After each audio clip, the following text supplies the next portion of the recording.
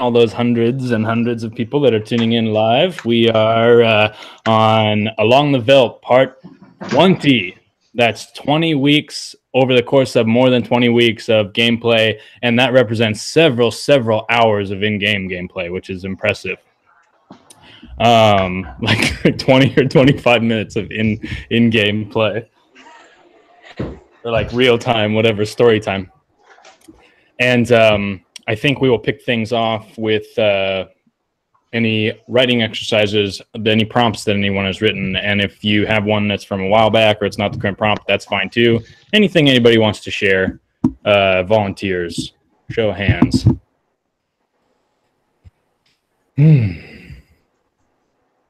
I got one. I was just finishing up the last line here, though. So, anyway. Oh, yeah, sure. Well, give us a little bit of a peek into your process. We'll spectate your creation of your art. Fergus scratched his head knowingly. This last line was perhaps the most erotic, perhaps. Most exciting, certainly. And then, in a stroke of genius, the words came like electricity to his fingertips, flowing out onto his specially weighted ergonomic keyboard for delicate fingers, not built for the abrasive nature of typing. He removed his typing gloves and placed them aside with a gesture of finality. It's really distracting, dude. I can't.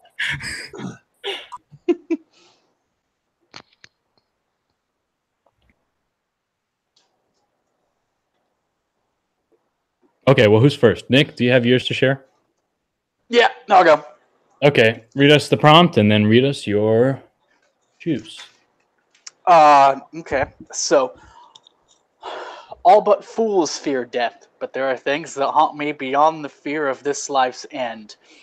And for that, Chrissy responds, spiders, for one, are very scary to me.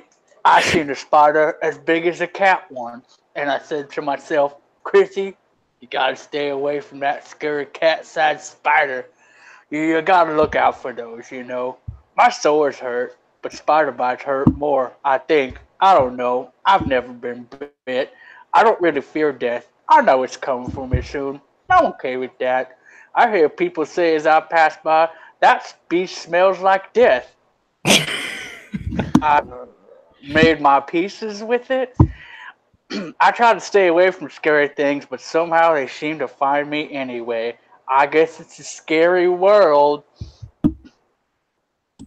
All right. Adorable. I loved it. Spiders, for one. Spiders. My man scares spiders. Okay.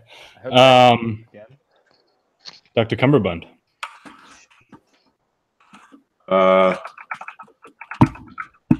Cool. All but fools fear death, but there are things that haunt me beyond the fear of life's end. I once met a man out drinking one evening. He said his name was Jesse, and he smiled at me through what must have been at most 6 teeth. None of the front and center seats were full. His teeth filled his jaw the way folks first start filtering into one of my street demos. First from the back and politely dispersed. I felt I had known Jesse all my life, and yet was terrified of him. The charismatic smile, the spasmodic eyeballs like dropped ball bearings across the floor. Here is the world's most useless man. For the world's most useless man, he did buy me quite a few drinks that night. I was completely strapped for cash. He told me something about robbing some guy who wanted to fuck him. It was a good story, I just don't remember it. And if I try too hard, he'll crawl into my mouth and wiggle feet first into my gut. Probably pop up to steal sips of brandy out of my mouth, never taking off that dirty fucking coat. The next morning we went to get breakfast, and it was early. The sun had just begun to get up, and Jesse and I leaned towards the door of the hotel. Inside we saw a small man mopping the floors, and he looked up towards me as if from the bottom of a hole he'd been digging. I headed to the table by the window, thin cloth blinds still closed. From my seat, I saw Jesse give the man silver so he would clean his shoes with the mop. He sat down opposite of me, all smiles and a big sigh of contentment. I stared intensely at his gums as he looked up to the ceiling, because there was a tooth I could swear wasn't there when I first met him. An incisor. Fuck, can't be sure. If so, that's the most useless piece of magic there could be. We ordered, he talked, he told the bar matron that he was unmarried, told her with a wink. He got a stack of pancakes, the world's ugliest pancakes, mangled, shuffled pancakes, a dollop of butter that told the tale of 2 fingers that scooped it. He loved it. He savored them. On the way to the bar, the matron giggled at what he whispered to her over the bar. What the fuck? We left, and I can't remember being able to look at him. Me and the most useless man who was going to buy me the world's largest bottle of wine. All right. Nice. Rambling, but I enjoyed it. Yeah. Anyone else? Anything? Yeah, if somebody can read the prompt again for me, I think I can ad-lib something real quick. Okay. I think that I can. Hold on. I'm pulling it up now. I think I remember it. Only fools, all but fools fear death. But I don't know what it is, you guys. But there are things that haunt me beyond the fear of life's end. Things that haunt me beyond the fear of life's end. The sound of cracking planks, snapping ropes, and the looks in the eyes of children that have fallen so far and so long, I can't even hear them hit the ground.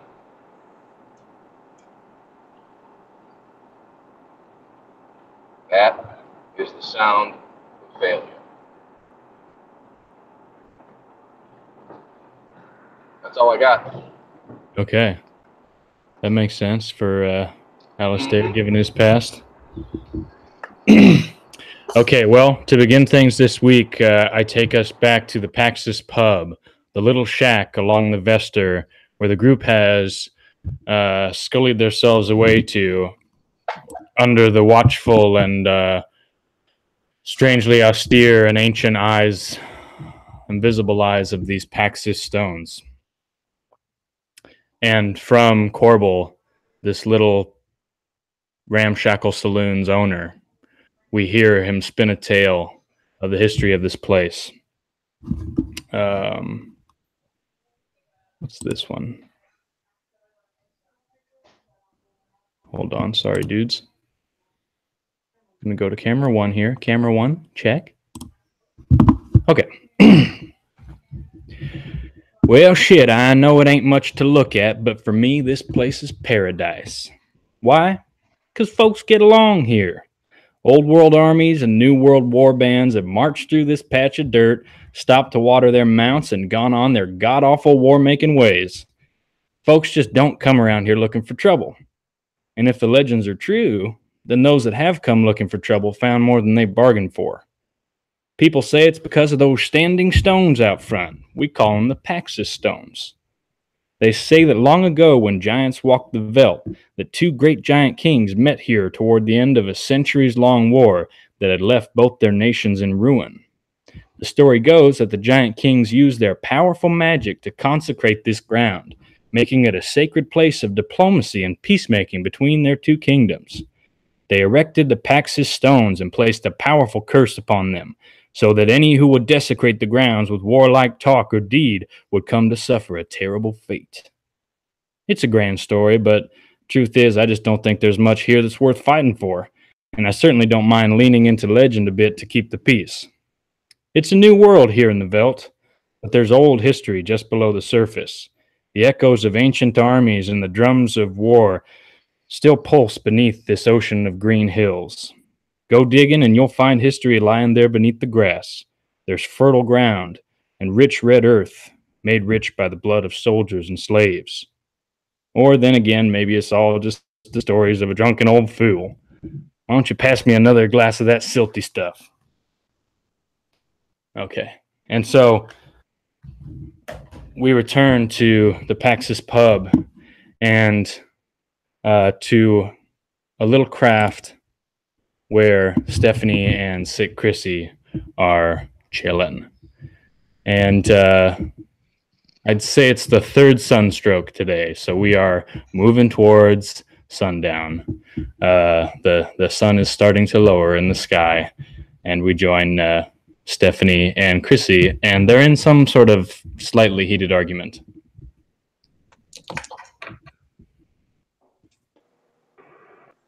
You're an asshole. Oh, shit. I don't remember what we were fighting. Were we fighting about something? Am I like missing my own plot point here? No, just run with it. Okay. You're an asshole. Can you just keep it down, okay? I just think you're a drug-addicted asshole. Okay, says the man covered in boils. I think you're an asshole. Why don't you take that side of the ship? I will sleep over here. Whatever, asshole. Okay, and we'll swap over to see Langdon and Dr. Cumberbund in somewhat more productive, although equally questionable discussion. All I'm saying is, what harm would it do if we gave one of these potions to that horse? If nothing else, we have a horse that can pull the cart by itself, and we can get rid of this one here, or the horse explodes and we have a nice little show. We still have one horse. That's the beauty. We still have one horse. That's the beauty of having two. Is that we can always just, we don't need them both. I don't know why. Speaking of, have you looked inside of that cart yet? I haven't. I'm gonna jump over and take a look. I was just thinking. Yeah, wondering if the last owners maybe left any goodies in there for us. All right. You know how people are out here. They're very forgetful. I want to take a peek inside there and see what. All right, moving past the horses and their tackle, you step up onto the riding platform of this wagon, and you draw aside a cloth curtain to peer inside. And in the beginning of this crepuscular light, you see a wagon heaped full of the finest, most luxurious furs you've ever seen. Giant rugs, not rugs, but giant hides with long, luxurious, shining black, white, and red furs, respectively. Not that they're all striped black, white, and red. You also see some sort of a special lantern or lamp hanging from the top that is set with some sort of somnium magic fitting, and you also see a long Corvalin hunting wand stretched across the top of the furs. I'm gonna kick off my boots and hop into the pile of furs and start rolling around and saying that and I say, the person who owned this cart before sure did know how to take them. What with the wand and the furs, and they must have been quite a great hunter. And I'm gonna bury myself in a big old pile of fur. You are not wrong, and you can recognize that these are high quality pelts, probably from some or another giant beasts laying on the high and deep portions of the veldt. As you're rolling, you also your side hits some kind of a hard lump beneath the layers of furs. Definitely going to investigate that lump. I'm just going to kind of reach a hand over and kind of feel it out to see what it was. Not looking at it though.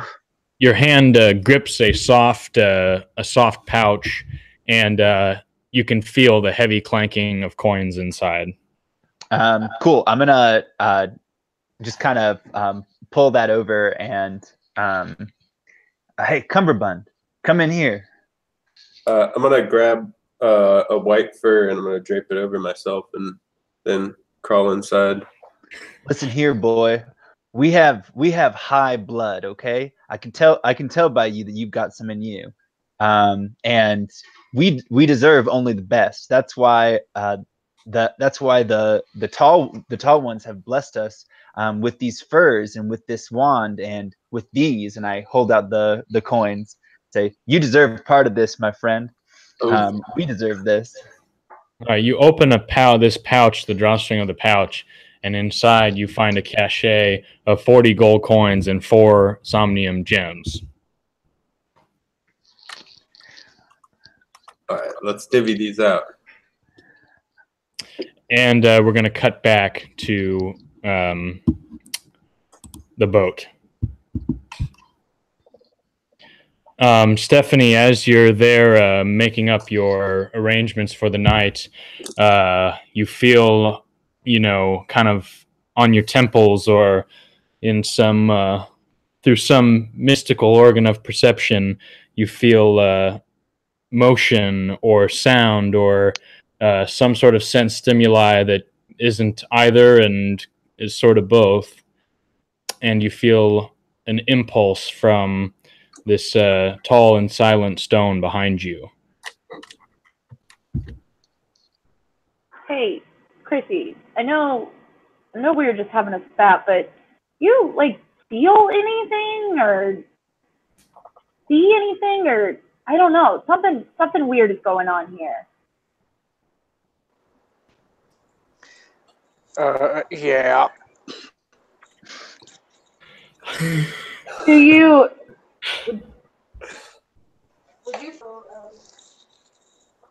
Yes. Can you mute yourself when you're not talking, or we need to pick a microphone because this is muted. Okay. If I wanted to go check this stone out behind me, would you come with me? Yeah, I suppose. I would go ask. You're still muted. Okay. Okay, Right, you're going up to check out the stone? Yeah, I'm gonna lead the way and step up towards the stone there while looking over my shoulder to see if Chrissy's actually following me. Okay, so you hop up and inspect the stone.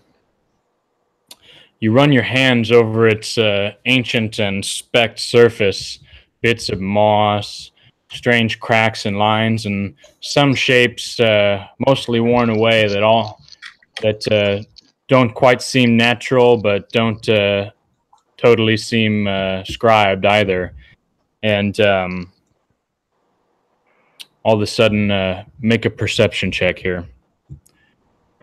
Let it be, wisdom based, and you can use a somnium piece as per one of your abilities to aid you in your check if you desire. I don't have any somnium. Oh, okay. Well, then you cannot do that. Yeah, I got an 11. An 11. Okay. All of a sudden, as you're passing over this stone and inspecting it, that it could be the angle of the sun. It could be a trick of the light, but you see kind of all these kind of little scratches and crags in the stone. All of a sudden, they form some sort of coherence for a few seconds anyways for you, and they impart a message in some form of language or communication you didn't know that you knew. And it's somewhat a phrase and somewhat just a feeling or an image, something like a dream. And the kind of the ideal or the notion that is imparted to you is something like, a safe port, or a safe like the eye of the storm, or a child, clutching at the breast of its mother, feelings of safety and refuge and calm amidst chaos. Chrissy, did you see that? Yeah, I can't read though. I think we're safe here. We should talk about maybe just staying. Do you think that would be a good idea? I don't know, but I like this. I like it. It feels good. And an impulse comes across the water, drifting on a breeze from the other stone standing somewhere nearby. Wow, wow, wow, wow, wow. How do I get that? Can I go up to that one now, or am I already? Yes. So you inspired, you move toward the other stone, and we're going to switch back to our other group here. We'll come back. Did I ever tell you I used to have a cart just like this? It was maybe a little bit bigger than this.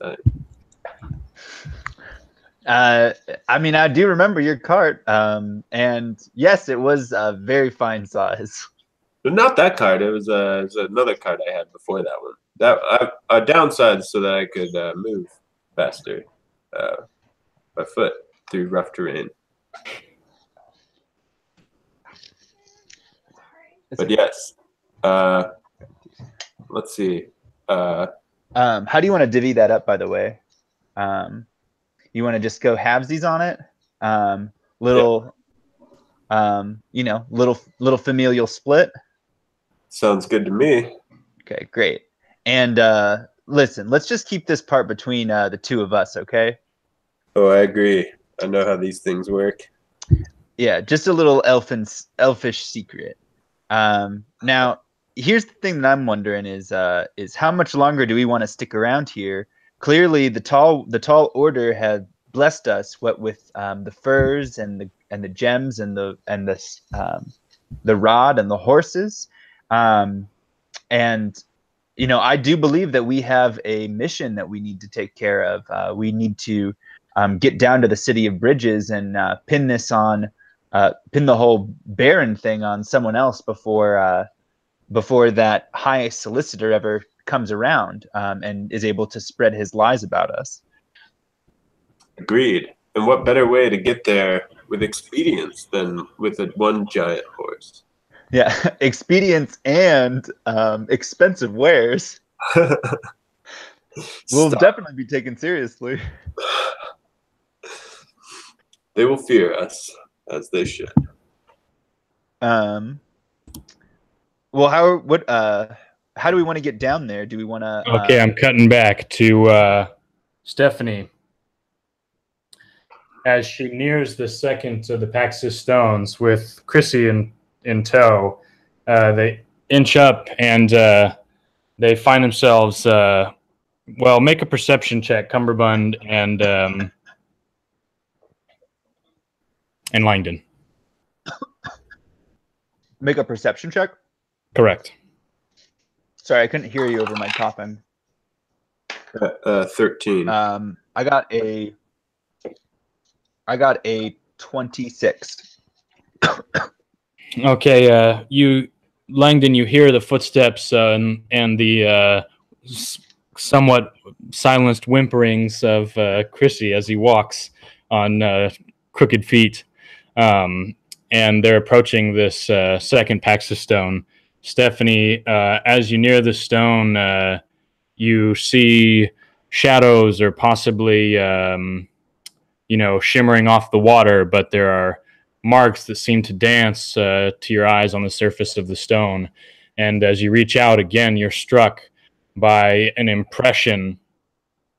This time, the imagery and the feelings are not so pleasant. They're feelings of rejection, of a child lost in the woods, of someone beating a animal that is, stepped away from its properly ordained place. Feelings of punitive punishment and destruction, fire. All right. It's disturbing. And you step back, visibly drained by the experience. All right. I'm gonna continue backing away while I put my arm up on Chrissy and say, "We gotta go." Why does this one feel different to the other one?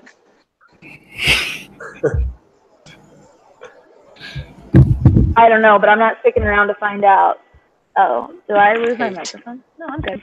And you all see Langdon and Dr. Cumberbund. With Dr. Cumberbund, they're peeking their heads out of this cart. They seem to be shrouded in luxurious furs, and they seem startled at your presence. Excuse me? What is that? Hello, pimps.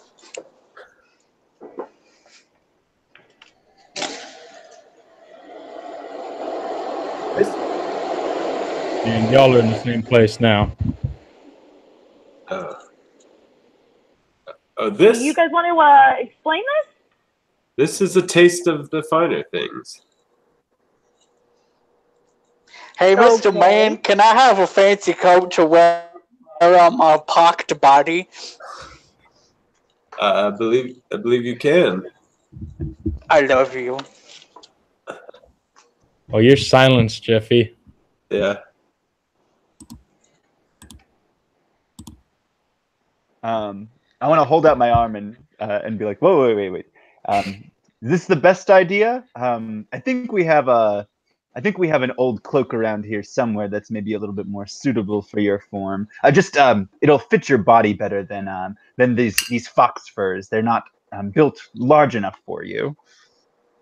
Okay, and what about me? Yes, of course. A lady must always have the finest things. Pick out whatever you want, and I'm gonna go ahead and ball up a little bit the ones that I want by me.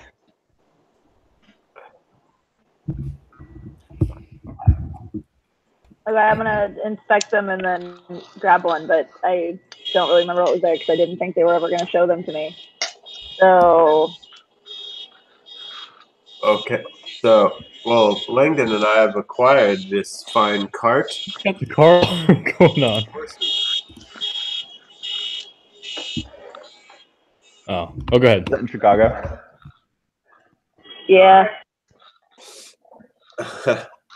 But yeah, I believe that we will take to the roads here for a while and try our hand at that. With, too many people on the rivers. Too many towns and distractions. We got to get to the city of Bridges so that we can clear our name before that solicitor smears us.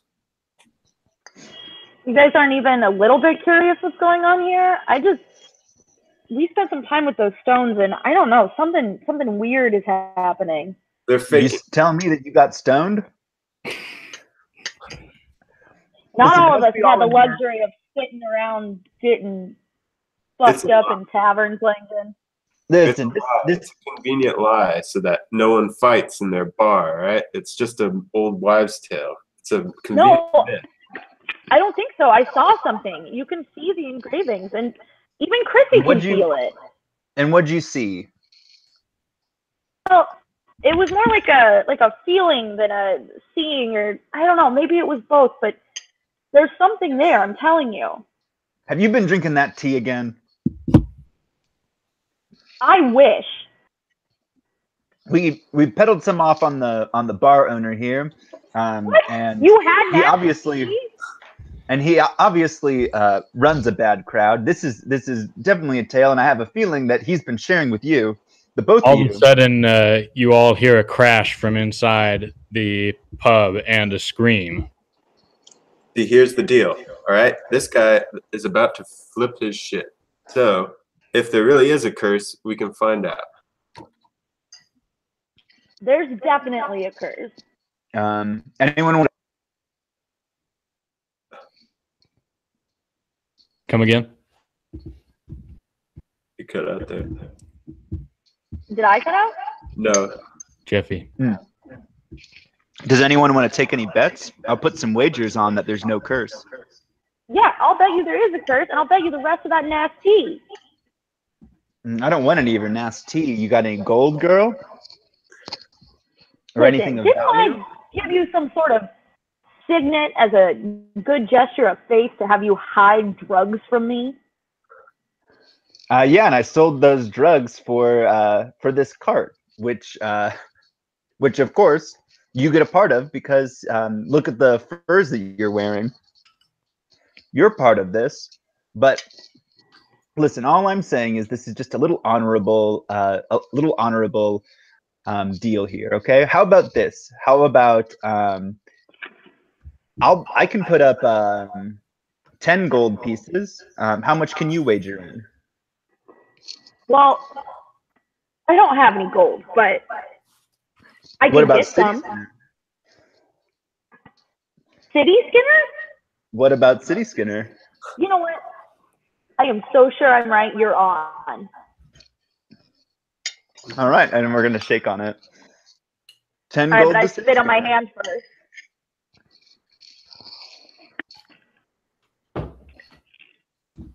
I want to go over to the window and kind of discreetly peek in the window to see what's going on inside the. All right, Dr. Cumberbund moves towards the window and slowly peers in his head. And as he does, the wide-eyed bartender grabs him by the jacket and pulls him in through the window. Whoa, whoa, whoa! Be careful! Remember the curse? He screams. He seems totally off his tits on Nasty. Ah, holy shit! And make a perception check. 12. All right. As he has you there on the table, and you can see the veins in his head almost popping out from his face. His eyes are wide, and he's covered in sweat. And on his neck there hangs a chain with a small brass key on it. And he's wildly shaking. He goes, "You poisoned me, you son of a bitch!"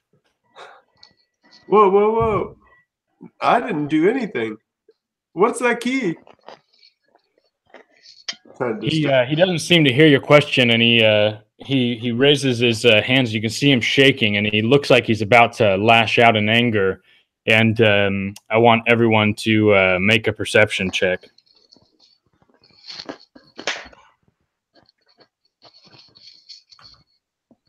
23. How about y'all? 14. Wisdom based for Chrissy. Nick got a 3 and I got a 8. Or Chrissy got a 3. Okay. The elf bloods. There's a feeling in the air, almost like a large stone has been dropped into a still pond. This is a feeling of a disturbance, like a beat or a pulse, and there's a feeling of dread. You hear birds squawking as they take off from the trees. And I wish that miner was here to get me unshaken.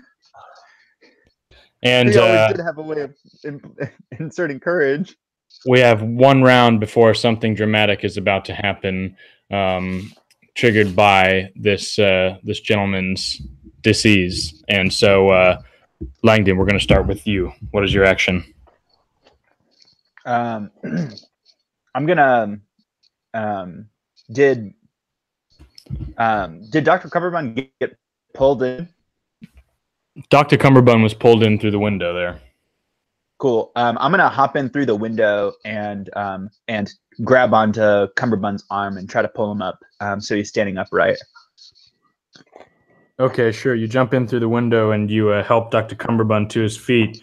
You're now both standing in front and the table near the table in front of Corbel, the bar, the saloon owner, who is shaking with confusion and fear and anger. Perhaps he looks like he has 1 foot in and 1 foot out of the ravishment currently. And Stephanie. Okay, I'm gonna go in the window and try to do my best to calm the barkeep. All right, so yeah, you jump in through the window and you move toward the barkeep. You've had plenty of nights up with 1 foot in and 1 foot out of the ravishment, and you know how disorienting and frightening and potentially violence-inducing it can be. So we'll give you advantage on a roll to calm this guy down. Why don't you role play for us here? Tell us what you're. Just give us a go. Arm. Hey, hey, friend, it's gonna be okay. Look, I know I've been there, and it will pass. It seems like it's a lot right now, but it's gonna be fine. And if you don't calm down, those stones outside are going to do something. You know it. I know it. Most of the sensible people in this bar, and I look at Langdon, know it. We need you to take a deep breath, focus on the ground that you're standing on, and come back to us. All right, give us a charisma check, Stephanie, and take the better roll of 2. Okay. Not 20 and a 3, so good thing we did the... Oh, okay, so with your soothing voice and you impart the feeling of experience and empathy, you calm Corbel down, and he slowly sits, and he seems to be, he's still kind of lilting, but seems to be tempered for the moment. Sit, Chrissy, it is your turn.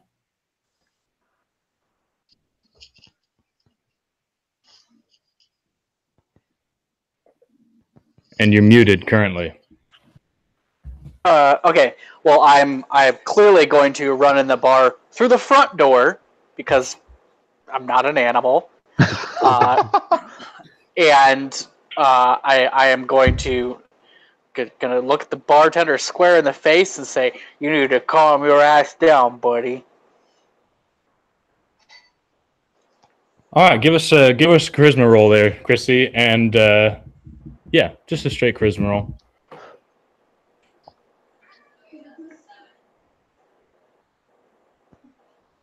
I got a 7. All right, the barkeep, Corbel, he seems disturbed by your entrance and your appearance, and also your strange manner of speak. He looks to Stephanie questioningly and seems somewhat more excited, but he doesn't quite freak out. Yeah, I'm pretty hideous, so this all makes sense. All right. Maybe I did poison you. All right. It was maybe not poisoning. It was a experiment. I wanted to see what happened, because I don't give a shit about you. No one here does. In fact, we got a bet, right, Stephanie? If nothing happens, you lose that bet. No, if there's no curse, I lose the bet. If he doesn't freak out, the bet is void.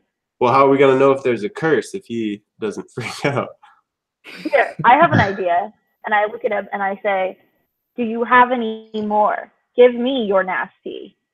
I can take this burden from you."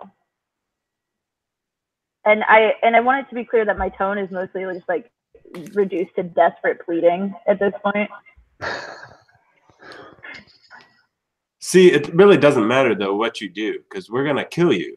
All right, that's what we do. All right, we're not going around here for kicks. All right, we rob people, we kill people. That's all there is to it, and you can't stop. All right.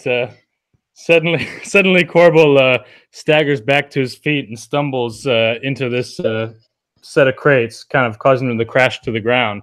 But nearly simultaneous with this crash, the back door smashes open, and in steps a severe-looking man with a large fur cap and a gaunt face, followed by another man in loose kind of white clothing with a large Corvelin wand, hunting wand at his side. They burst in through the back door. Sons of bitches! Who has my furs? You! And this guy in the black fur cap points to Dr. Cumberbund.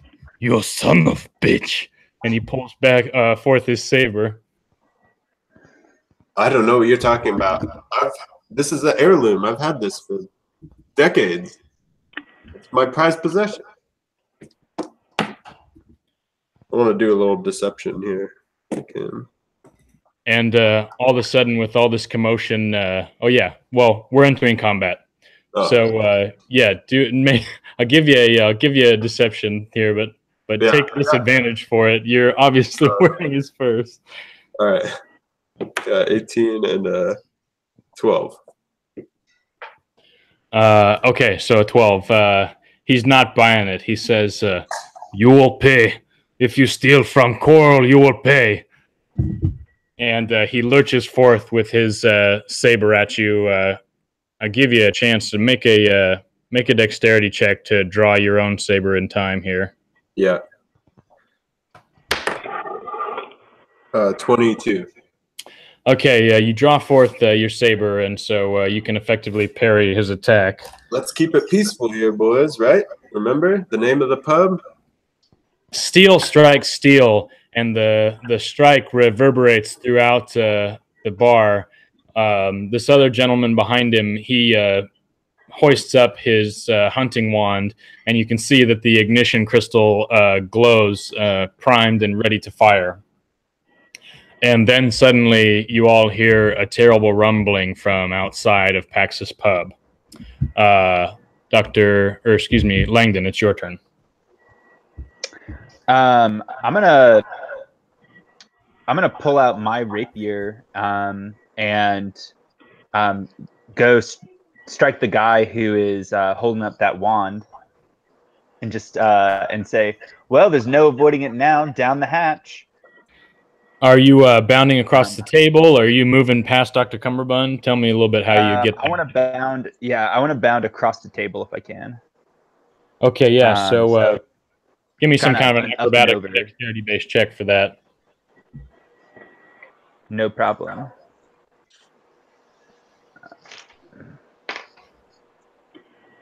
Uh, 12. Yes, okay, you meet it, beat it. You bound over the table, raising into a kind of a jumping stride. You touch one hand down as you parkour over the table, and then you land sword outstretched towards the gentleman in the red vest. And you thrust out with your saber. Make an attack. Only a 10. He raises the butt of his wand and knocks your strike aside. Stephanie, it's your turn. Okay, I'm just gonna leave this combat. I am wearing the fur, but I wanna take the fur off my shoulder slowly and drop it underneath the table as I back away from the combat towards, where is Chrissy? Chrissy is over closer to the door here. All right, well, I'm gonna back towards the door. Okay, you move behind Langdon and you back towards the door with Chrissy. And then I want to yell, guys, we should really get out of here. And Chrissy, it's your turn. Not to be leaving my homeboys hanging, I'm gonna go ahead and rush the dude closest to me and just go ahead and punch him in the face. Okay. You rush towards this guy. Is it safe to say you've got your bottle springer tucked into your loincloth behind you or something like that? Yeah, I got it like shouldered or something. Okay. So you rush forward and you reach out with one gnarled hand to punch at the man who has announced himself as Coral, a rather regal-looking fur merchant type. And yeah, make your attack.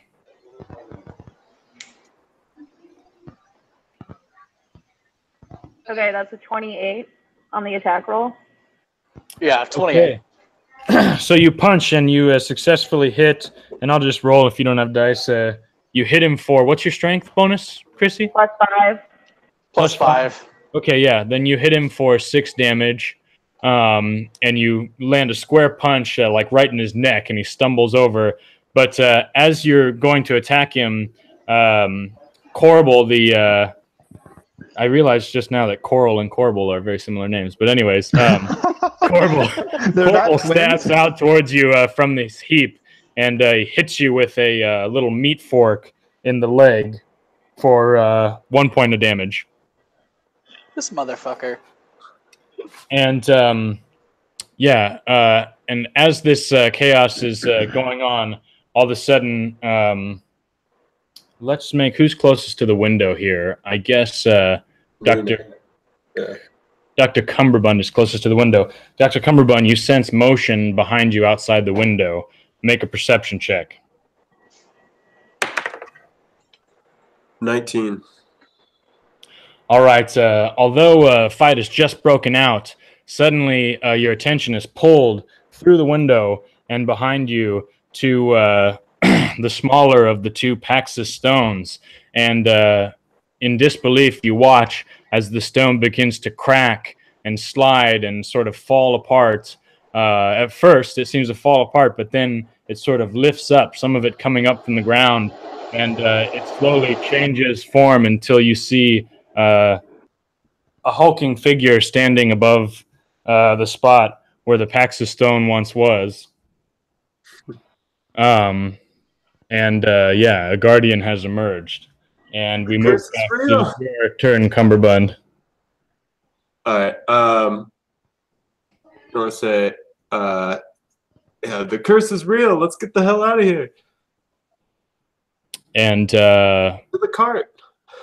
Yeah. Langdon, it's your turn. And you're locked in combat here with this guy. I'm actually going to give Coral and Junt here a turn. And they are lashing out towards you, or, well, Junt is. He's in combat with you, Langdon. He takes a strike at you. I'm guessing that a 20 is going to hit you. Yeah, that's a good guess. And he hits you for 7 damage as he just, like, hits you with a bayonet. He's got a little bayonet on the end of his hunting wand. Shoom, gives you a little stabby. And then Coral, he turns and says, "You pig beast! Get away from me!" And he slashes at you, Chrissy, with his rapier, or his saber there. But he misses. You managed to dodge him. And yeah, Langdon, it's your turn. I want to try to disarm Junt over here. Okay. And knock his gun out of his hand. Do you have rules in mind for how a disarm attempt might work? Not in particular. How did it work in 3.5? I mean, I would guess it would just be an attack. Yeah, it's like an attack, and then I think there's like basically opposed, two opposed checks, either opposed strength or opposed dex or whatever. But I'm pretty sure with a rapier you can try to disarm someone. Oh, okay. Well, yeah. Let's say that I've got a DC in mind that's an attack that you're going to have to hit effectively, an armor class or an armor target to, successfully engage, and then we'll do opposed dexterity rolls. Oh, natural 20. Okay, yeah. So you managed to hook his hunting wand with your rapier, and now let's do opposed dexterity rolls.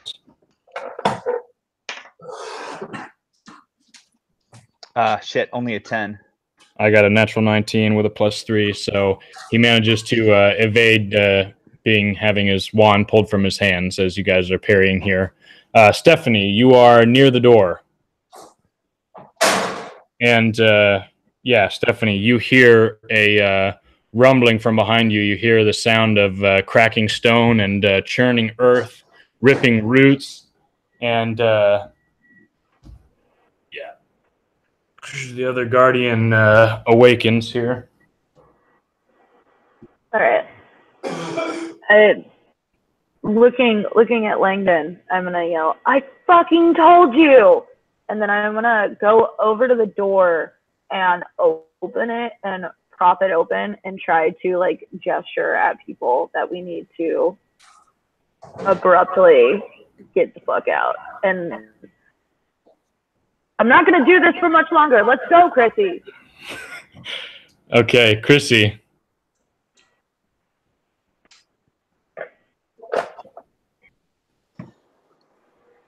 Yeah, at this point, I've noticed there's something going on behind me, I think. I'm going to run over to Stephanie and be like, "What's up?" Or, "Hello." Right, you run out from Stephanie, and as you run, Corbel, the bartender, once more tries to stab at you with his meat fork. Does a 17 hit you, Chrissy? I don't have anything like that for Chrissy. I just have some modifiers written down on a sheet of paper. I'm guessing you're like a 15. armor class, Chrissy. I'm thinking that's probably going to hit you. I don't think you're a very armored character. I don't think I am either. Unless all of his boils were provide some sort of natural armor. All right, he gives you another. I'm scabby. He gives you another stab for 2 points of damage with his little meat fork. As you run towards the door here. And you all hear a grating, moaning sound, something like, a sound between like a mudslide and some kind of strange whale song. And this gargantuan figure that's lumbering towards the door makes this noise.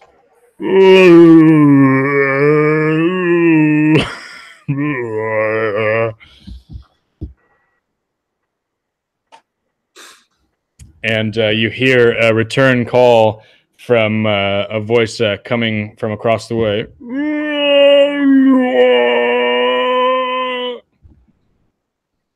And Corbel and Junt, they press their attack.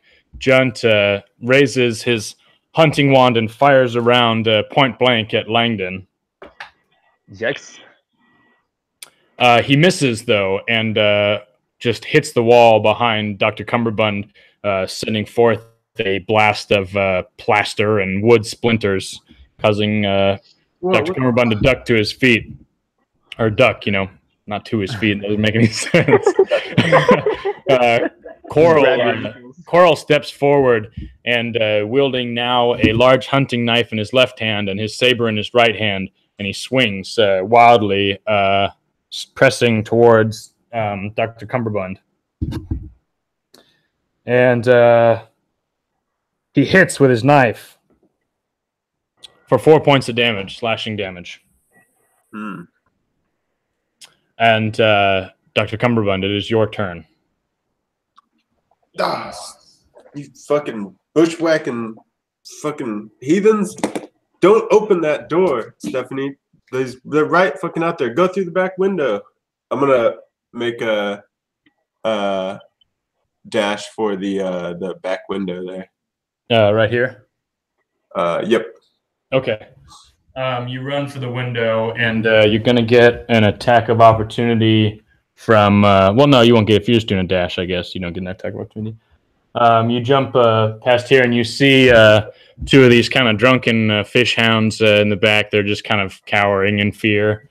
And, you come to the open window, and you peek outside, and you can see that one of the stone guardians is sort of out behind the house, the pub here.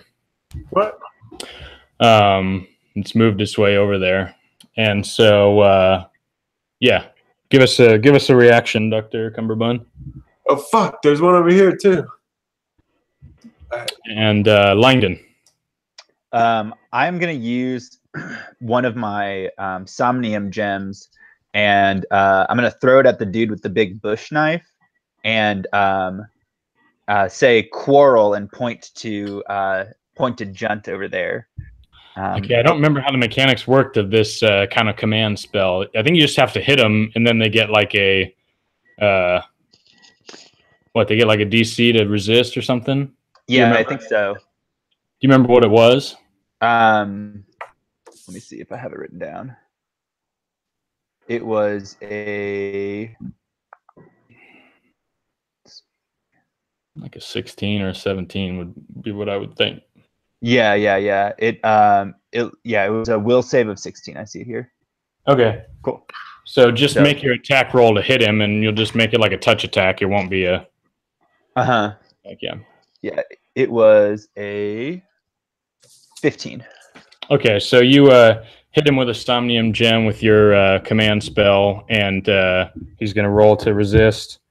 He does not resist. And who is he quarreling with? Junt. So he turns and he engages with Junt. What you doing? Don't attack me! The fur thieves! And they're engaged to each other here. Can I also make a move action? I want to try to get away from their combat. I'll let you kind of 5-foot step back here after you throw. Point. Cool. So yeah, you see them kind of clanging and wrestling with each other near the back door there, and you step away and towards you're over here with Sick Chrissy, and yeah. So as you guys are doing this, the Guardians they continue to move here. One posting himself up sort of on this side of the public house, or the pub rather, and the other kind of posting up back here. And Stephanie, it is your turn. Okay. Oh, my. Okay. I'm gonna slam the door shut and put my back up against it and look at the rest of the group and be like, "Well, that's not gonna work anymore. Any ideas here?" Free talk. And as I'm doing that, I want to take out City Skinner with one hand just to be prepped. I don't know what you're talking about. This is pretty funny, albeit not as interesting as some curse. Are you serious? Like, you gonna hand City Skinner on over to me? No, you are going to hand those gold pieces to me just as soon as you find a way to get us out of here. You and Dr. Cumberbund did this.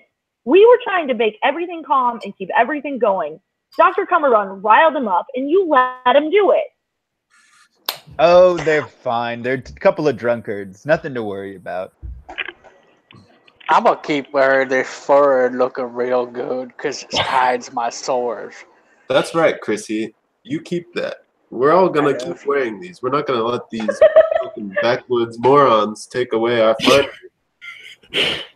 All right, Chrissy, it's your turn. I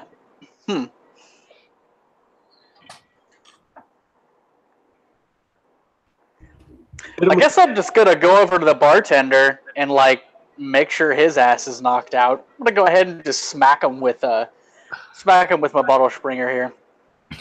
Okay. So you drop your bottle springer and it bounces wildly at the end of this oak shaft. You bring it down and it recoils and smashes towards this guy. Make an attack roll on Corbel, the bartender. He looks like extremely disoriented and juiced up on nasty. The veins in his arm are like juicing out as he stabs towards you with his meat fork.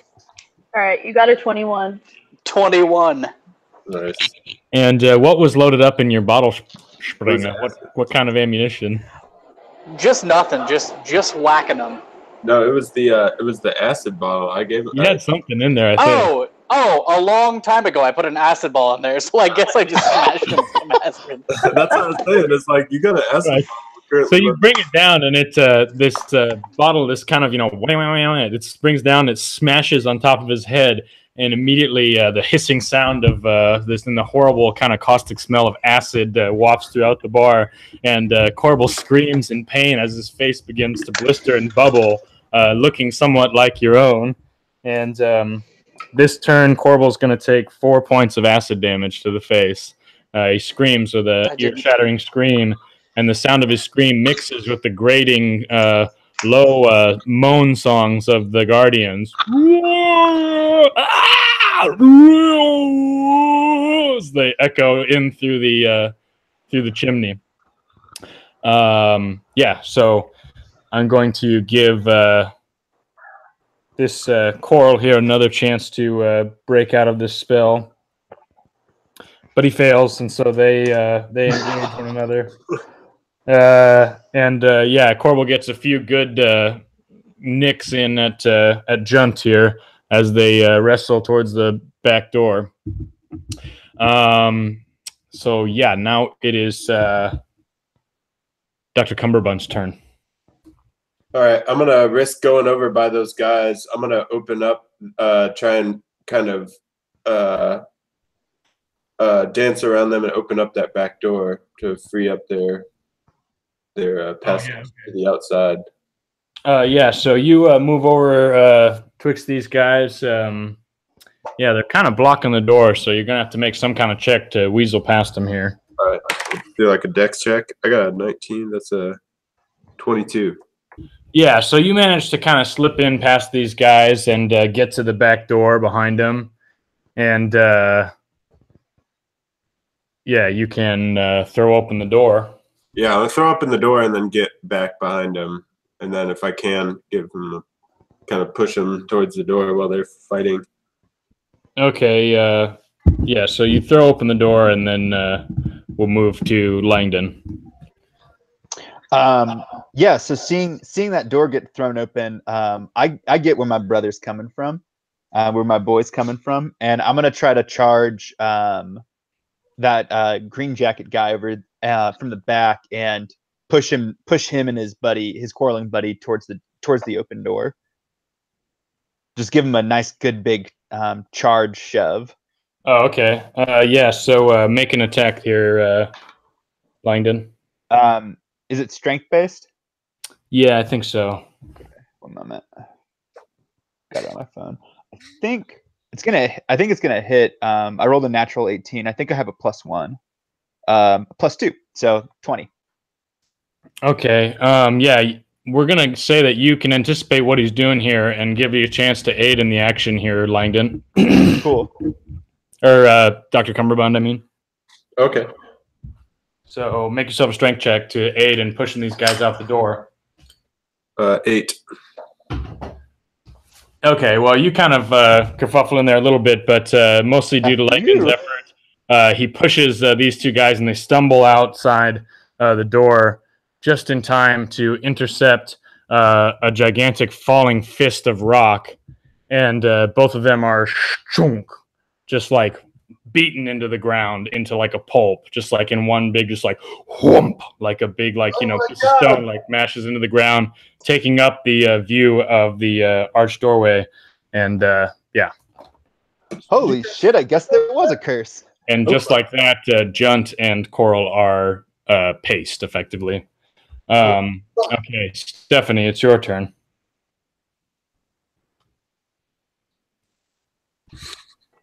And you're Okay, muted. I want to yell. Yeah, I figured it out. I want to yell to the group, just kind of I haven't really decided what I want to say yet. This is literally what caused the situation. Do you think continuing this is helping in any fucking way? Well, what are we supposed to do? Just take up the flag of peace at this point? I don't think so. Yes! Unless everyone wants to get killed by those monsters outside, we need to keep it together. Okay, Stephanie, and are you taking an action this turn? No, but I want to try to intimidate people into listening. Oh yeah, make a charisma check. We're gonna do a persuasion/intimidation thing here. All right, I have a special intimidate bonus, so nice. I will. Oh, and I got a nat 1, so just fuck it. Okay, as you're speaking, your voice kind of squeaks and wavers, and you end up kind of like clearing your throat, and kind of you don't quite get out the fluid message that you were seeking to get. But everybody heard you, and yeah, are you just gonna stick in place there by the door? No, I want to move. Like, sensing defeat and that I am not going to get anyone to listen to me after that, I want to try my best to sneak over to the back door. This one over here? Mm-hmm. Okay, you move that way, and you kind of get in the crossways of Corbel here, and he looks pretty like screwed up. He looks like he might strike out at you. Hey, remember me? Oh, I don't feel good. What the hell's going on? I know, it'll be okay. It'll be okay in a little bit. I mean, it might be a lifelong addiction, but it'll be okay. What the fuck is that? And he's pointing at the guy who is just, as one of his eyes is like melting over, he points at Sick Chrissy. And he says, "That son of a bitch!" And he takes, let's see here. He takes 5 more points of acid damage as he falls to his knees. He's like totally in pain and confusion. But yeah, you move past him as he cries out, and you move to the back door. And Chrissy, it's your turn.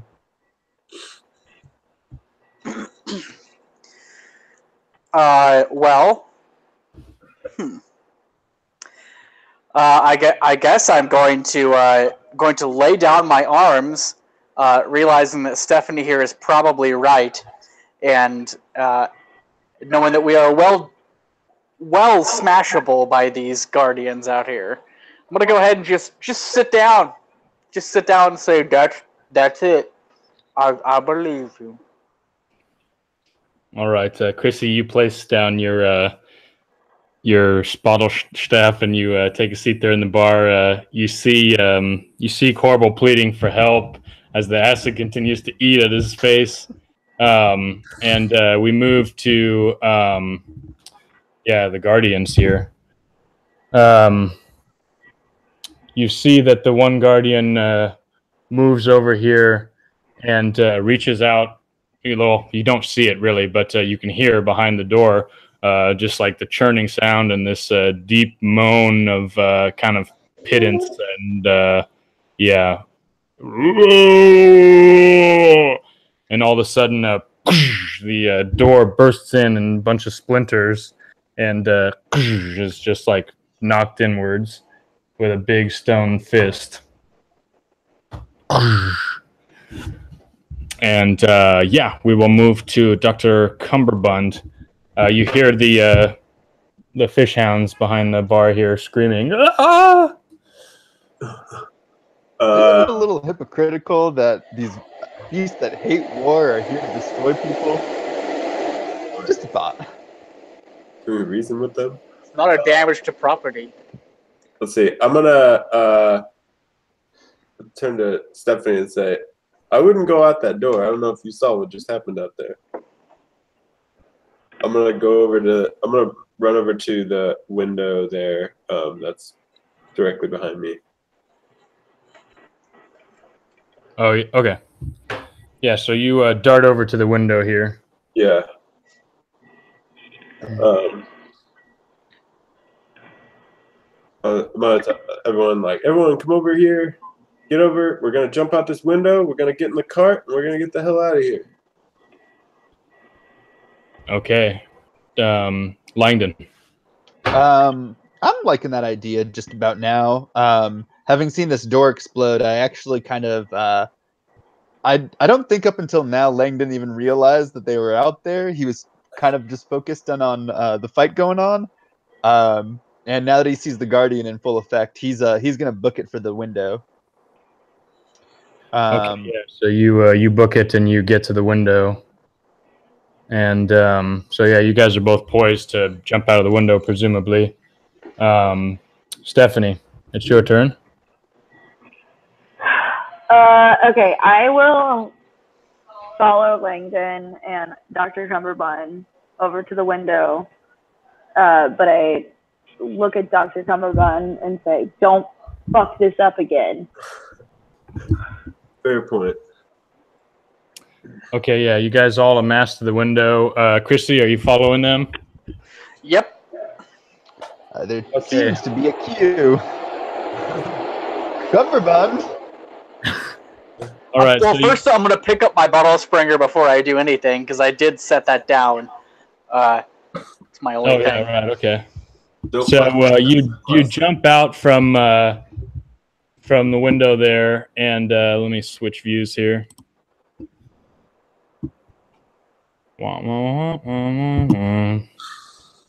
Okay, where am I here? Yeah. So you guys tumble out of the window here. Doot. Who's taking point here? I mean, I guess I was kind of right in the way of the window, I guess. So I'm gonna switch. I like this other camera better. Boink boink. Okay. You guys burst out of the window here and onto the docks or the deck out here in front of the pub. And as you do, you see the stone. The Guardian turns slowly to regard you.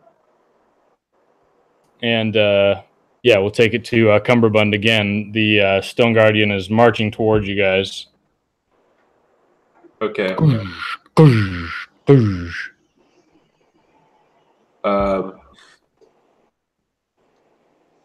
Can I see behind the horses, or like to the right of the horses?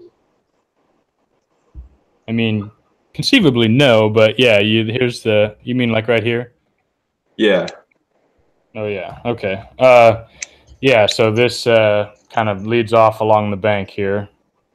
Okay. So I can feasibly maneuver the horses to the right, and we can go out that way. Well, there's no road that way. There's like, kind of sparse forest that way. There's no space to take a cart, not a horse-drawn cart. Okay. Let's see. Are the horses are they kind of reined up already? Are they? Yeah, they're all like tackled in. They're like, ready to ride effectively. All right. I'm gonna run up and I'm gonna jump in the front there and grab hold of the reins and kick them off. Okay, so you jump off, you jump up into the cart, and you whip the horses. And in response, they jump and attempt to turn, and you hear this fierce kind of grinding, just like going from one of the wheels, And make a perception check. 9. So as you inspect the sound, you see that there's something going on with one of the wheels. You can't really see what it is. Langdon, it's your turn. Have I noticed the grinding and the grinding at all? Yeah, we say that you can. As you see the cart taking off, you see that the front wheels, are failing to turn. They're just kind of grinding along. So make a perception check. Sure. 11. You see that there's some kind of brass plate on each of these front wheels, and yeah, that's what you see with that check.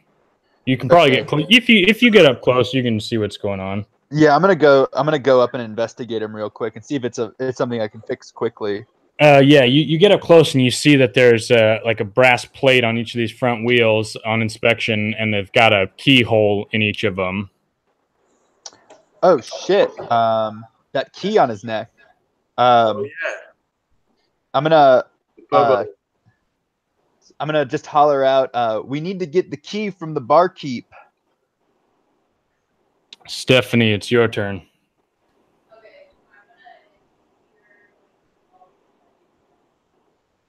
You're muted. All right, I hear Langdon calls, and I try to use my sneaky tiny body to creep back in the window and approach the barkeep to try to get that key. Okay, yeah, make a dexterity check to dart in there and try to get the key from him. I got a 17. Okay, yeah, so you definitely jump in, you roll over the table, and you pop up in front of the barkeep. He sits there holding his melting face, the key dangling from his neck. Okay, I'm gonna say I'm really sorry about this, friend, but then just try to grab the key and pull it off of his neck. All right, you snatch the key from his neck. He's going to try to stab at you with the fork as you do so, blindly stabbing at you. I don't think he hits you with that. So you get the key, make a dex check to dart back here in one turn to just, dart in and out. Yeah. If you get another 17. I got a 20. Oh, okay, wow, yeah. So you dive in, you roll, pluck the key, and you dive right back to the window, and you're poised in the windows, the windowsill there. Chrissy, it's your turn. Yeah, I'm going to go ahead and make a dash at the door, give a good old finger to the bartender and say, "You had it coming, brother," as I leap out the window. Oh, yeah, you're out the window. You're there on the dock side there. Oh, shit. So what? I'm just going to make a run for the cart. Okay, so you're diving into the cart? Yes. All right, so you dive in and I guess past Dr. Cumberbund, you jump inside the cart. Yeah, so you're in there. You plop down on one of the remaining furs. Oh. And, yeah, so Stephanie as you're there sitting in the windowsill, the window, kind of the whole frame of wall segment gets kind of ripped up from the roots of the foundation, and you find yourself like kind of, in midair inside the grip of this stone guardian as he hoists this section of wall out. So what's your response? You're muted. You're muted. Sorry. I want to try to like roll off the side and land gracefully on my feet away from the stone guardian towards the cart. Yeah, sure. Give us another check here. Oops, that one is a 7. Okay, so you kind of fall from the windowsill and you kind of smash onto the ground, but you get back to your feet as the stone guardian hurls this section of wall, and it flies away kind of over the cart. And guardian presses forward here. And Chrissy, you're already in there. Okay, yeah. Cumberbund, you hear a sound as from behind the cart you can hear the other stone guardian kind of trudging and moaning. All right. Yeah, I'm gonna say, you got the key?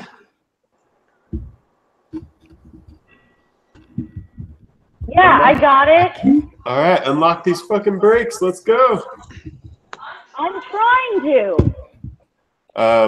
I'm going to let's see. I'm gonna use let's see. I'm gonna shoot my wand. I'm gonna turn around and shoot my wand. I've got one loaded at the guardian that's behind the cart. Okay, so are you inside the cart, or are you like shooting through the cart? Well, I'm kind of shooting from the front of the cart. Okay, shooting through the back window. Yeah, so make an attack on this. I got 17. Okay, you blast your wand toward the guardian. Roll for damage.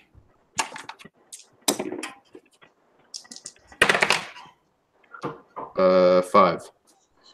Okay, so you blast through at the guardian and you hit it on one of its giant wedge-shaped arms, and break some stone loose from your blast. But it's like shooting into a side of a mountain. You do see that it takes some damage.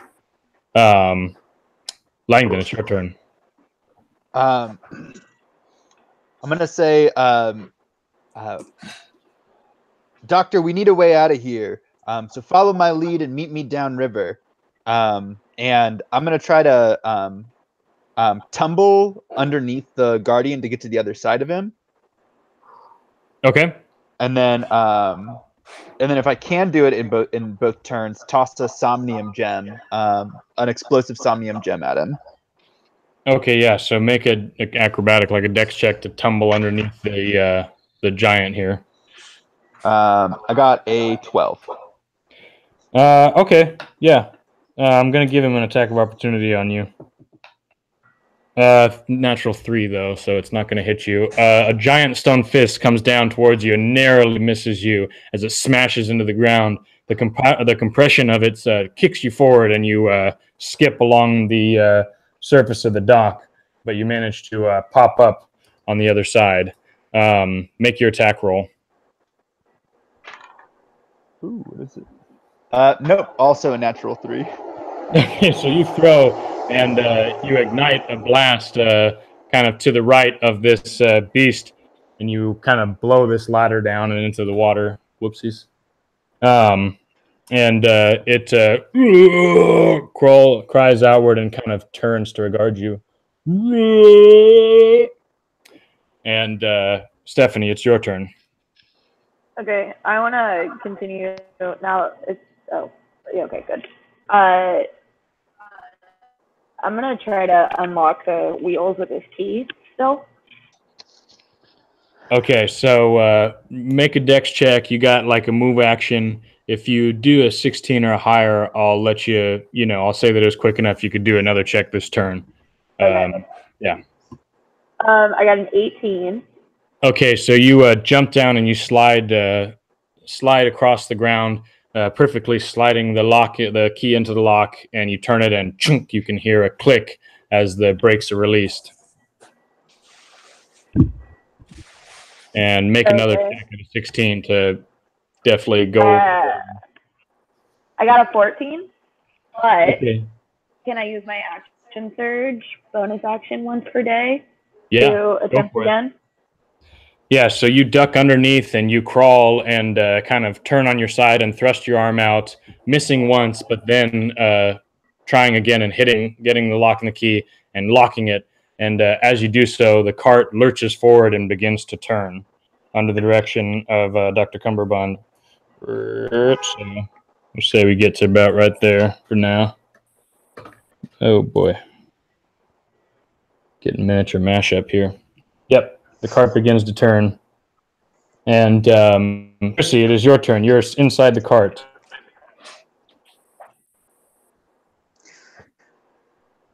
I don't have any more acid in my thing, do I? I don't have any more acid. It's a damn shame. I guess I'm gonna look around the cart for some items that I can chuck at these stone golems here. Inside the cart, you find that hunting wand,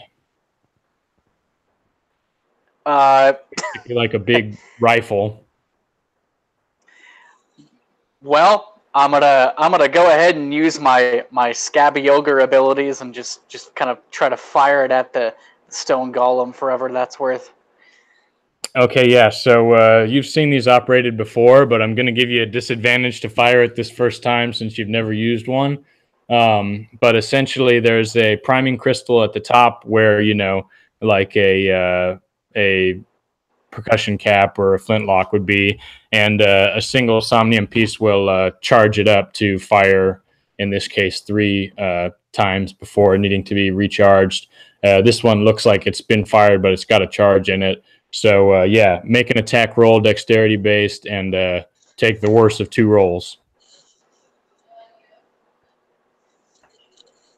Rolling.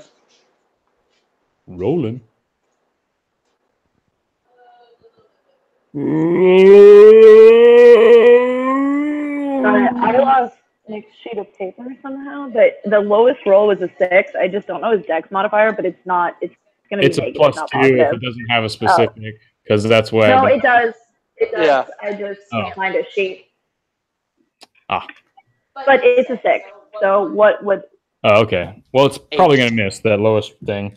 So you fire off a resounding charge from this wand, and it pretty widely misses the smaller of the stone guardians. Yeah. So this cart continues to turn, and this other guardian is marching towards you. He's going to take a swing at one of these horses. It brings down a fist that's smattered with gore and swipes at this front horse. The horse kind of ducks and rears back, though, and the wagon is sort of akimbo. Dr. Cumberbund, it is your turn. Okay. Yeah, I wasn't trying to turn him all the way around there, so I'm going to try and kind of rein him back to the left, I guess, and try and just move the cart kind of, I guess, directly away from the place or as close to that fence to miss that little section of fence, if I can like sneak around that at all. Yeah, where are you trying to go? So there's basically the road goes back towards that way. Aside from the road, there's like a little bit of a gully, and then it kind of leads off into woods alongside the banks of the river. So you've got basically, leading to the riverbank in front of you where that little bit of fence is. There's kind of a bit of gully that you might be able to maneuver around this other guardian, and then there's the, you're kind of in a tight spot here.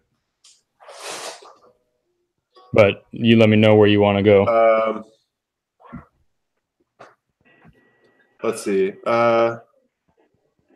So I can't go to the right of that fence there in front of the riverside goblin or golem guardian. I'm not sure what you mean. All right. I'm gonna try and crash this cart basically onto that barge down there. Okay, you're gonna try to go through the fence, yeah. Okay. If I can go around that fence, that would be sweet. But I don't think you're gonna be able to go around the fence. There's not really. There's kind of a drop off, but you could blast right through this little. It's not a substantial fence. all And right. you can just take it right for the barge. Yep. That's what I'm going for. All right, give us a roll. Give us this. Are you doing anything to enhance this roll, or what? God, can I? How are you going to help this crazy check here? I'm gonna tell Chrissy to hold on tight. This is how I lost my last cart. Let's see. I could chug an ST, but I think that would actually hurt the situation. Yeah, we're coming for it, baby. Oh, 18. Can I get a bonus to that? Like a Yeah, I dex? think you would add your dexterity to that.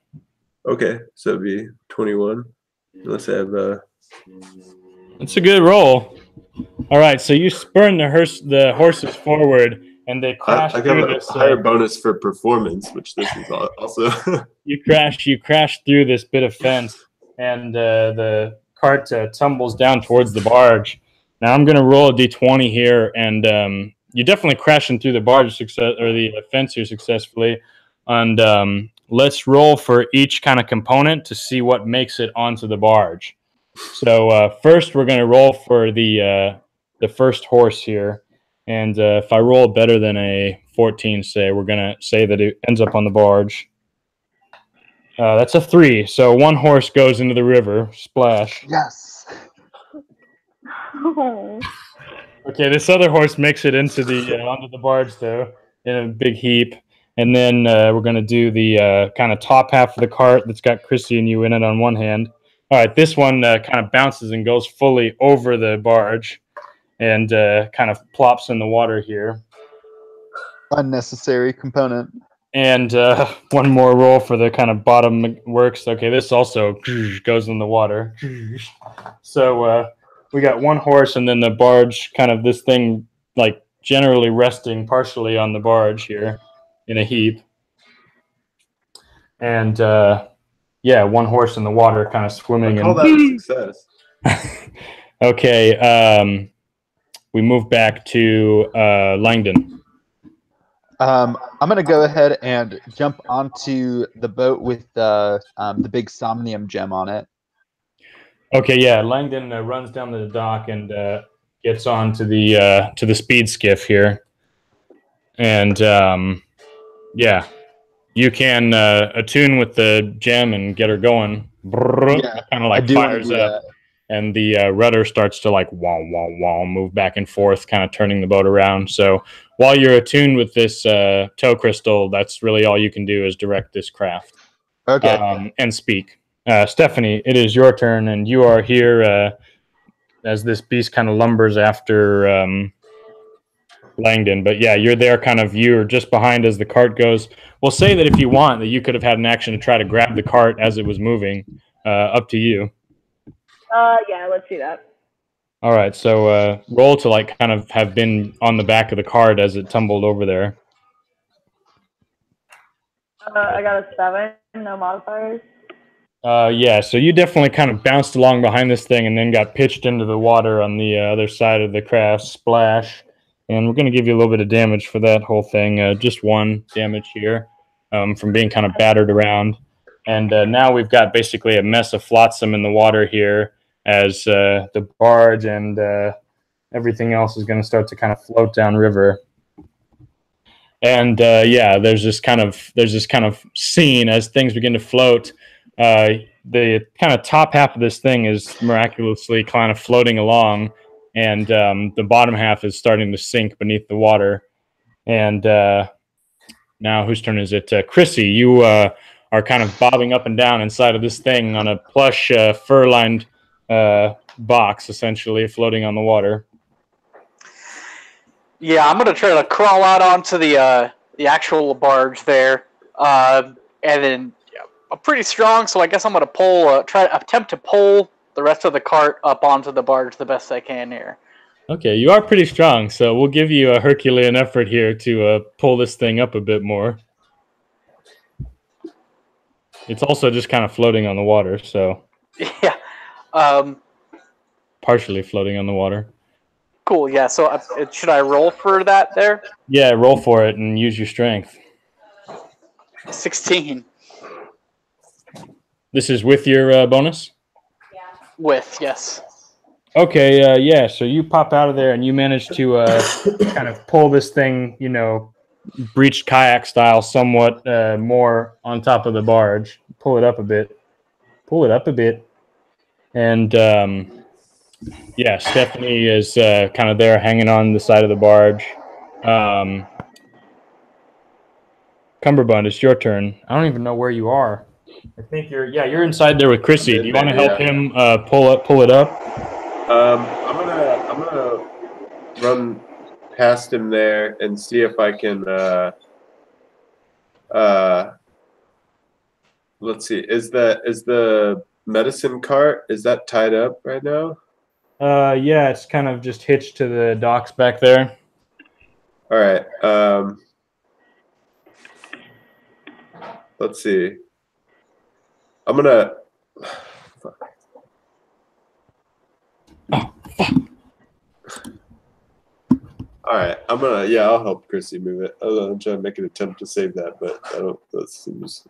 I think you could definitely get there. It's not far from the barge.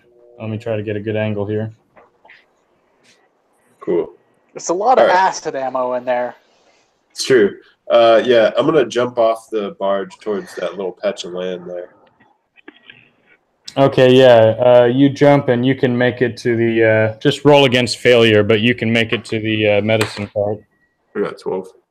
Okay, yeah. You unhitch and you get that thing floated out, and yeah, you guys are going down river, and I'm gonna change my perspective a little bit here.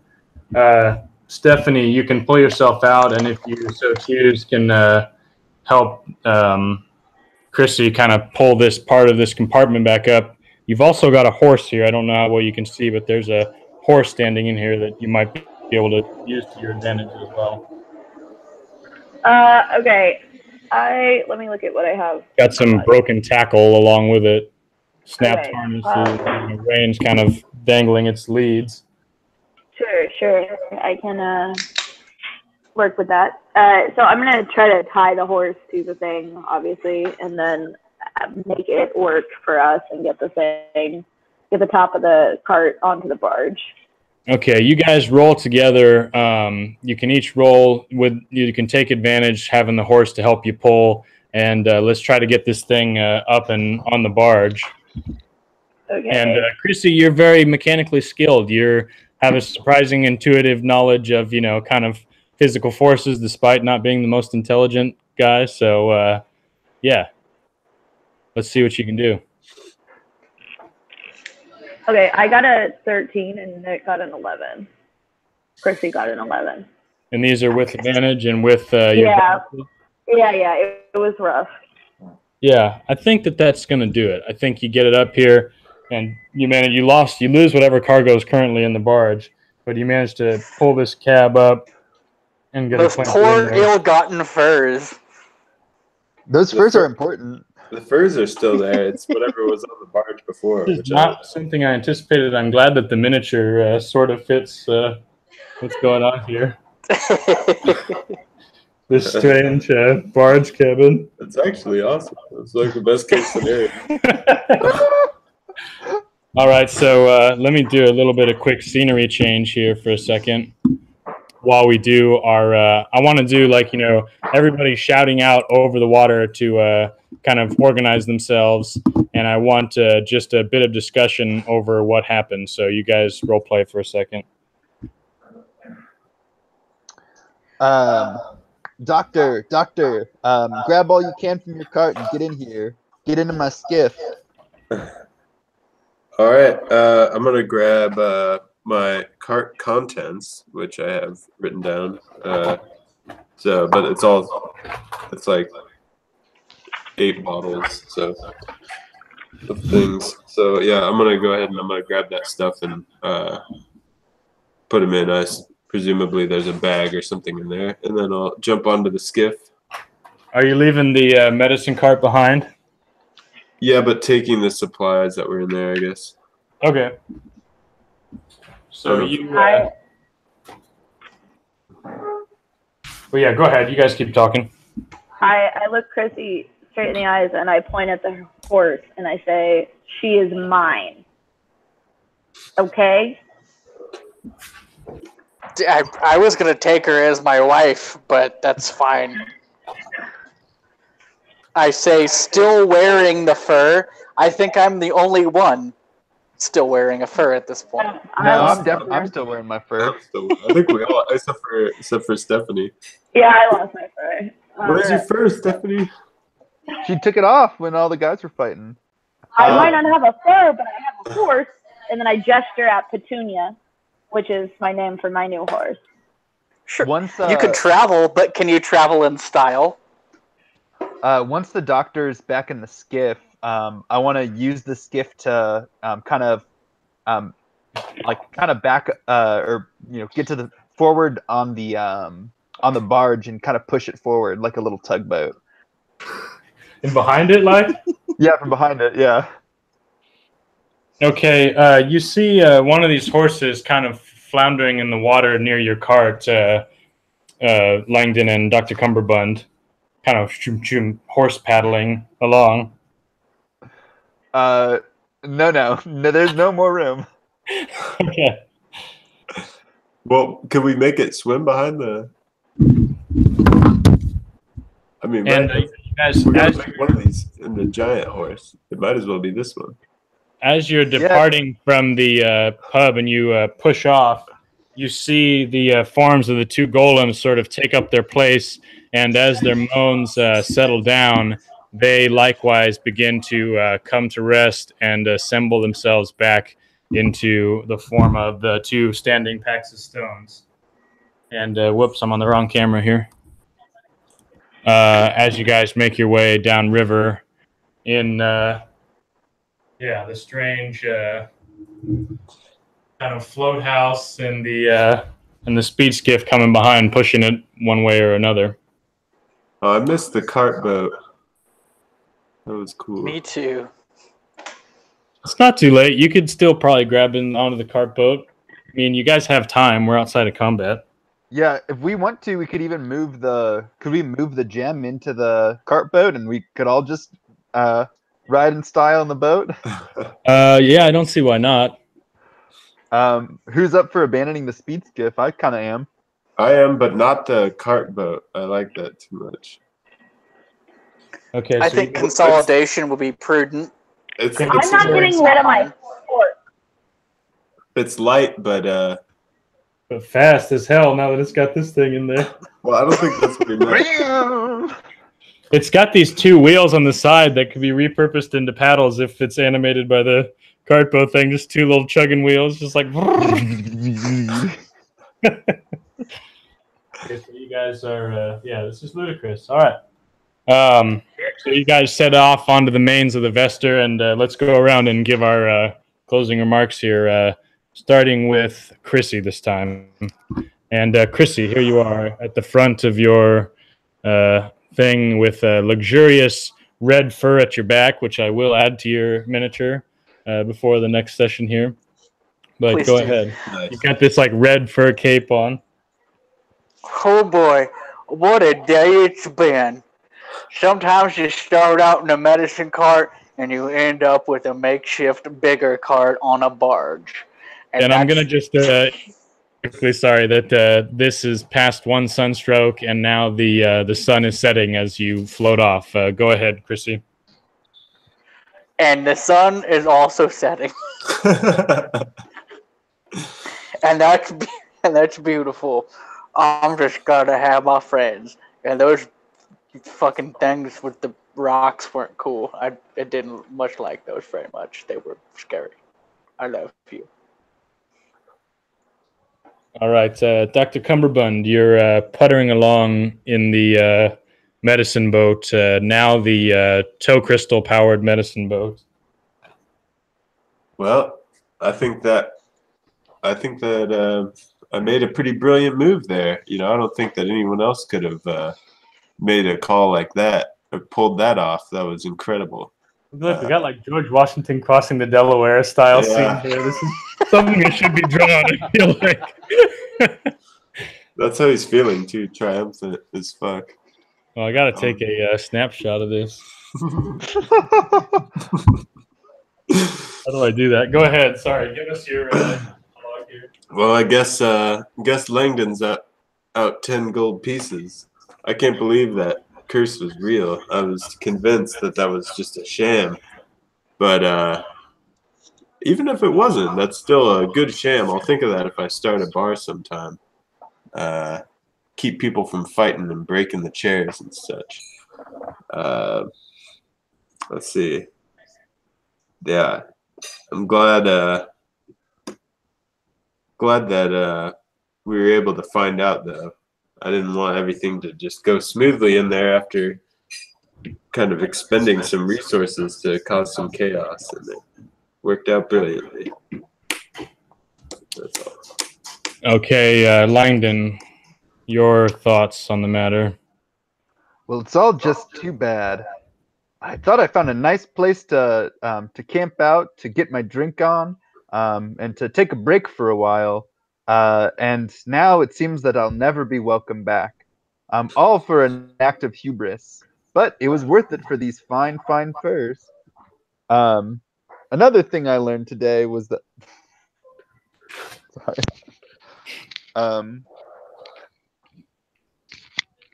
And it was also worth it to learn what may have befallen my ancestors if the tall order had trekked these lands. They surely would have come across beasts like those, or at least the beasts of their creators. What knowledge they must have felt, what awe and wonder. All of this is going to be, make some really great memories and stories to tell when I go back home. Okay, and Stephanie. All right. Stephanie's I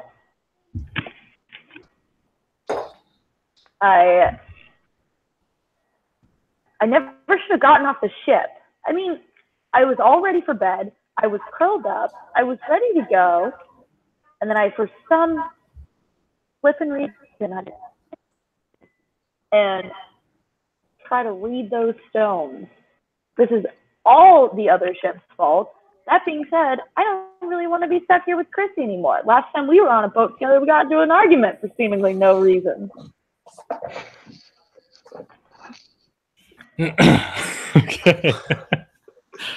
And I want to hear people's pitch about where y'all are headed now. I think Langdon made a good point of going to the City of Bridges to try and speak to the authorities about basically clearing our name or developing some kind of alibi or something so that Alistair can't blame it all on us. Especially with these fine furs, we might be able to kind of blend into higher society. And definitely me. Definitely you. Definitely Chrissy's going to blend in. You might need some furs to make Chrissy blend in. Aristocrats are all about inbreeding. A lot of them look as fucked up as you. Yeah, there's a lot of Habsburgs are out there. Are there Habsburgs in this world? I don't know what that means. Inbred royalty. Doesn't matter. I assumed it was something like that. Okay, and I am terminating the broadcast for the